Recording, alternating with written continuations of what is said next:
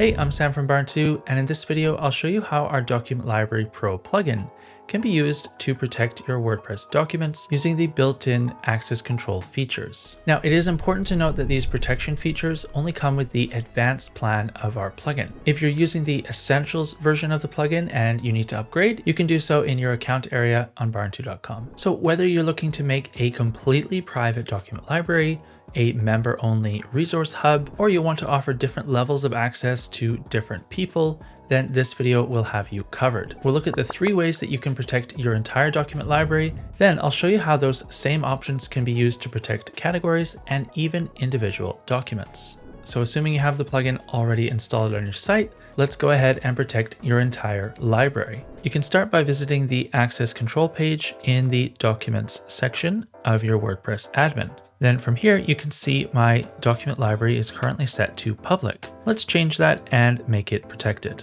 The first type of protection you can add is password protection. This is really useful if you want to share private documents with a group of people without having to make a bunch of user accounts. In the password field, you can add any kind of password that you like, and you can add multiple passwords to send out to different people. This is fairly straightforward, and if that's all you want to use, then basically that's it. But there are other types of protection as well. There are user roles and specific users. These work in a similar way. The user roles, you can choose the entire role level. For example, the subscriber, contributor, and so on and so forth. And one thing you should know is that administrators always have access to these documents, but you can also share it with specific users. I'll just type my name in here, and I can add myself as a user to access these documents. Now, of course, by adding all 3 types of protection, then anyone who either has a password or an allowed role or user account will be able to access this library. So all of these things can be used at the same time to access the documents. If you're looking for something more specific, then you can uncheck whatever you don't need. Finally, you can also allow the user who created the document to be able to access it. This is only really relevant if you're accepting submitted documents from third parties. For now, I'll leave all of these as they were, and then I'll scroll down and have a look at one more box here, Show Protected Documents.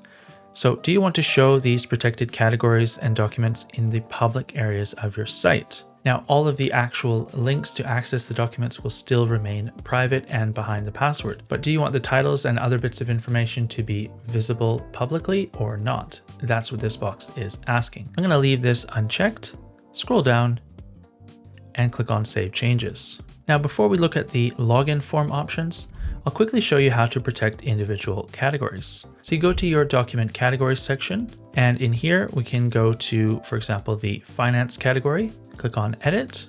And when we scroll down to the bottom, we can see I've already set up the protection on this. So I switched it from public to protected, and I chose some user roles and specific users that would be allowed to access this category. Now, the way that the plugin works is that this category with these protections will be prioritized over the protections for the entire library. So somebody might be able to access the whole library except for this category because of these additional layers of protections. Then you click on Update, and finally I'll show you how to protect individual documents. Go to the All Documents page and find a document that you want to edit, and then scroll down again, and you can see this access control here. And currently the access control is set to inherited, so it will take the protection level from whatever the category or the entire library is set to. But if I change it to protected, and I set up some specific protection level here, then only the people within this role at the moment will be able to access this document in particular. Again, this individual level of document protection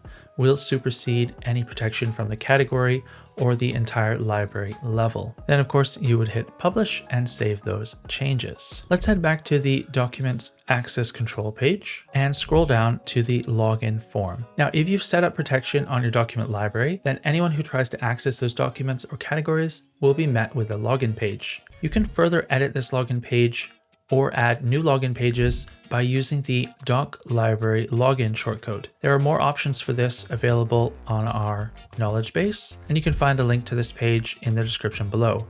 But basically, you can choose all of these different parameters and add them to a shortcode like this here. But if we're not using shortcodes, then it will follow the settings on this page. So we want to show the different types of login options. At the moment, we have a login form and a password entry form. If you're only setting up one type of protection, for example, password protection, you may only want to use the password entry form. Then we have the actual login form itself. Here we can modify the text, like the words login required, or this content is password protected, blah, blah, blah. You can edit this to match the style of your website. The same thing can be done for the password entry form, and if you're using both, I'd suggest making them match. Finally, at the bottom here is the option to edit documents. Now, you can actually allow the user who created the original document to be allowed to edit it, and by default, it's set to administrator and editor level in your website. And I'd probably suggest keeping it that way unless you have some very specific use cases. Now, I do have a few quick tips for you to make this process smoother for the users of your site.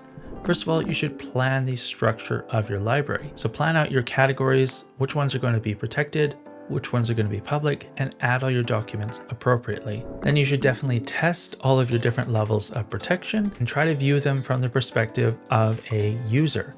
So make sure you're not logged into your site as an administrator, because that means you'll always be able to access the documents. And my final tip for you is to go to the settings page, click on the advanced tab, and scroll down and make sure that you have disabled the caching option, because if this is enabled, it can allow for some funny business with the access to documents. And that's pretty much everything you need to know about protecting your WordPress document library. Remember, these access control features are only available in the advanced plan, so if you need to upgrade, just go to your account area on barn2.com and you can do it at any time.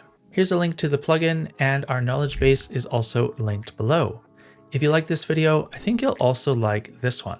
And of course, thanks for watching.